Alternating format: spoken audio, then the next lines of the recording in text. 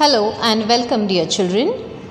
Today we will study a new poem of Standard 7th, subject English, from Unit 3, that is 3.4, The Brook. This poem is written by Alfred Lord Tennyson. Alfred Lord Tennyson was the leading Victorian poet in England. He wrote the poem with rich imagery and verbal melodies. It dealt often with the doubts and difficulties of an age in which traditional religious beliefs about human nature and destiny were increasingly called into the question by science and modern progress. He was the poet during Queen Victoria's reign. He was awarded the Chancellor's Gold Medal at Cambridge for one of his first pieces, that is Timbuktu.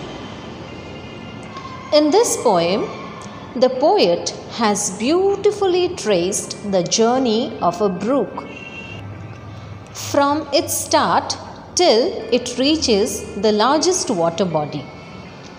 Through this poem, he tries to relate human life with the nature. He tries to convey a very deep meaning that human beings are short-lived, that is, we have limited years of life to live. But nature is immortal, that is, it will last forever. And how do we come to know about this? We come to know from the message of the poet with simple line which he has used at the end of every stanza. And that is, for men may come and men may go, but I go on forever. This line clearly states that yes, men come in this world for a limited period of time, but nature sustains forever and it has no end. For example, if we talk about sun, has the sun stopped shining? No. It gives us the same amount of light from thousands of years. It never says, "Oh, I am tired today and I do not want to shine." It never happens, isn't it, children? Similarly, we can say about stars, moon, wind, mountains, and many more things that we see around us in nature. They do their work consistently, without any stop or without getting tired. So, let us understand the poem now in detail. In this poem, the brook is telling the journey of its life. So, we can also say that it is an autobiography of a book. Basically, the brook is a non-living thing. Then who is talking with us? Actually, it is the narrator or the poet himself who is telling the journey or the life journey of the brook. First of all, the brook means a small stream of water. Let us see the first stanza, first 4 lines. In that he says, I come from haunts of coot and hern, I make a sudden sally, and sparkle out among the fern to bicker down a valley. The brook says that it comes from the haunts. Haunts means a place where one often visits. Coots and herns are water birds.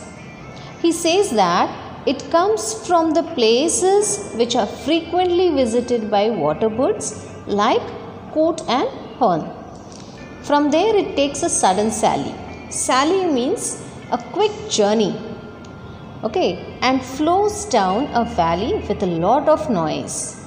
And when it is flowing, it sparkles among the fern. Fern is a plant, and when water droplets fall on it due to sunshine, the water droplets look like as if they are sparkling.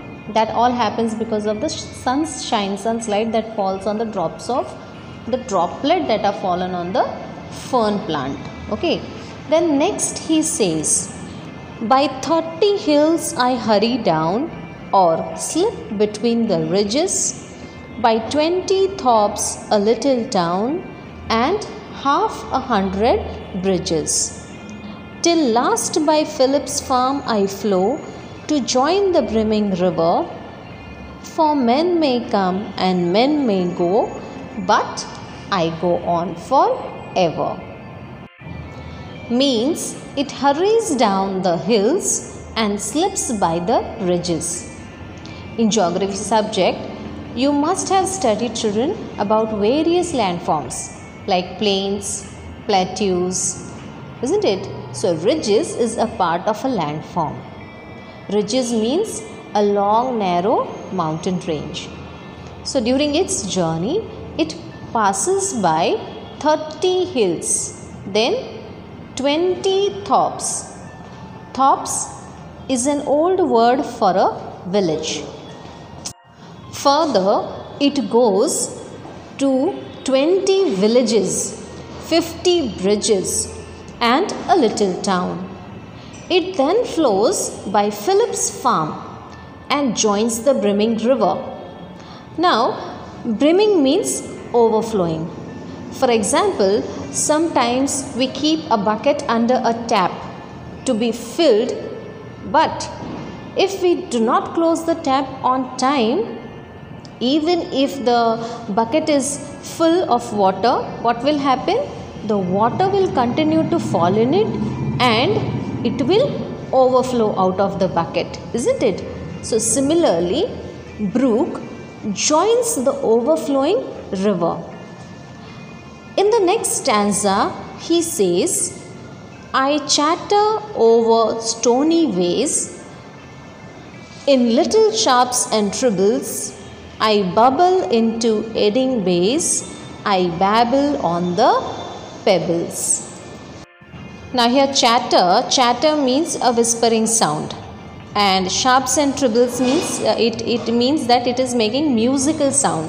So we can make out that when it is flowing, it makes a small whisper, and at the same time it is making a musical sound.